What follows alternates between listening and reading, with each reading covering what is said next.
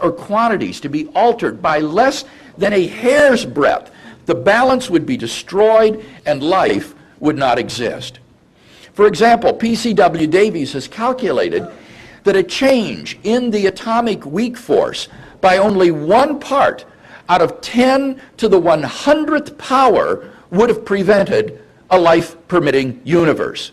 The cosmological constant, which drives the inflationary expansion of the universe and is responsible for the recently discovered acceleration of the universe's expansion, is inexplicably fine-tuned to around 1 part out of 10 to the 120th power. Roger Penrose of Oxford University has calculated that the odds of the universe's initial low entropy condition obtaining by chance alone are on the order of 1 chance out of 10 to the power of 10 to the power of 123. Penrose comments, "I cannot even recall seeing anything else in physics whose accuracy is known to approach even remotely a figure like 1 part in 10 to the 10 to the 123.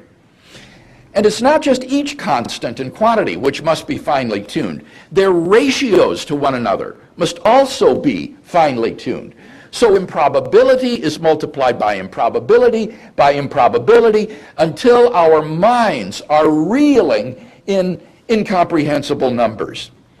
Now, there are only 3 possibilities for explaining the presence of this remarkable fine-tuning of the universe mentioned in premise 1 on your handout. The fine-tuning of the universe is due to either physical necessity, chance, or design. The first alternative, physical necessity, holds that there is some unknown theory of everything which would explain why the universe is the way it is. It had to be that way. And there was really no chance, or little chance, of the universe's not being life-permitting. By contrast, the second alternative states that the fine-tuning is due entirely to chance. It's just an accident that the universe is life-permitting, and we're the lucky beneficiaries. The third alternative rejects both of these accounts in favor of an intelligent mind behind the cosmos who designed the universe to permit life. And the question is, which of these alternatives is the most plausible? Well, the first alternative seems extraordinarily implausible because, as we've seen, the constants and quantities are independent of the laws of nature. The laws of nature are consistent with a wide range of values for these constants and quantities. For example, the most promising candidate for a theory of everything to date, superstring theory, or so-called M theory, predicts that there is a cosmic landscape, so to speak, of around 10 to the 500th power possible universes which are consistent with the present laws of nature. So that it does nothing to render the observed values of the constants and quantities physically necessary. So what about the second alternative, that the fine-tuning of the universe is due to chance? Well, the problem with this alternative is that the odds against the universe's being life-permitting are so incomprehensibly great that they cannot be reasonably faced. Even though there will be a huge number of life-permitting universes lying within the cosmic landscape, nevertheless, the percentage of life-permitting worlds will be unfathomably tiny compared to the entire landscape, so that a randomly thrown dart in the direction of the landscape has no meaningful chance of striking a life-permitting world.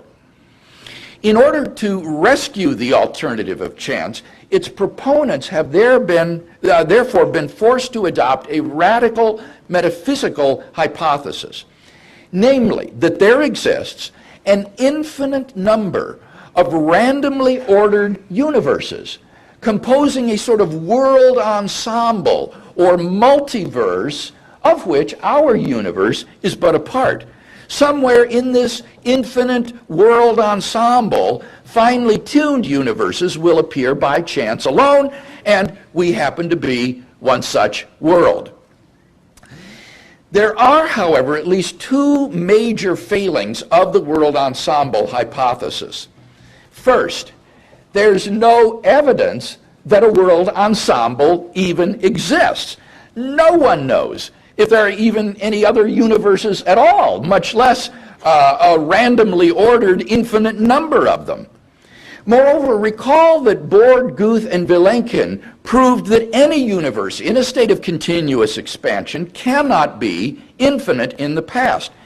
Their theorem applies to the multiverse as well. Therefore, since its past is finite, only a finite number of other universes may have been generated by now, so that there's no guarantee that a finely tuned universe will have appeared somewhere in the ensemble. Secondly, and even more fundamentally, if our universe is just a random member of an infinite world ensemble, then it is infinitely more probable that we should be observing a much different universe than what we in fact observe. Roger Penrose has calculated that it is inconceivably more probable that our solar system should suddenly form by a random collision of particles than the finely tuned universe should exist. Penrose calls it utter chicken feed by comparison. So, if our universe were just a random member of a world ensemble, it is inconceivably more probable that we should be observing an ordered region no larger than our solar system. For there are far more universes in the world ensemble in which our solar system comes into being instantaneously as a result of the random collision of particles than universes which are fine-tuned for intelligent life. Or again, if our universe were just a random member of an infinite world ensemble, then we ought to be observing highly extraordinary events like horses popping into and going out of being through the random collision of particles, since such things are vastly more probable than all of nature's constants and quantities falling into the infinitesimal life-permitting range.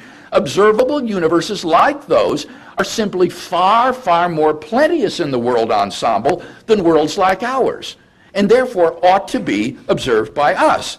Since we do not have such observations, that fact strongly disconfirms the world ensemble hypothesis. On atheism, at least, it is therefore highly probable that there is no world ensemble. It seems then that premise 2, the fine-tuning, is not due to physical necessity or to chance, from which it follows 3, therefore, it is due to design. Now, detractors of design sometimes object that on this hypothesis, the cosmic designer remains unexplained. It's said that an intelligent mind also exhibits complex order, so that if the universe needs an explanation, so does its designer. If the designer does not need an explanation, then why think that the universe does? This objection is based upon a misconception of the nature of explanation. It's widely recognized that in order for an explanation to be the best, you don't need to have an explanation of the explanation. In fact, if you think about it, so requiring would immediately generate an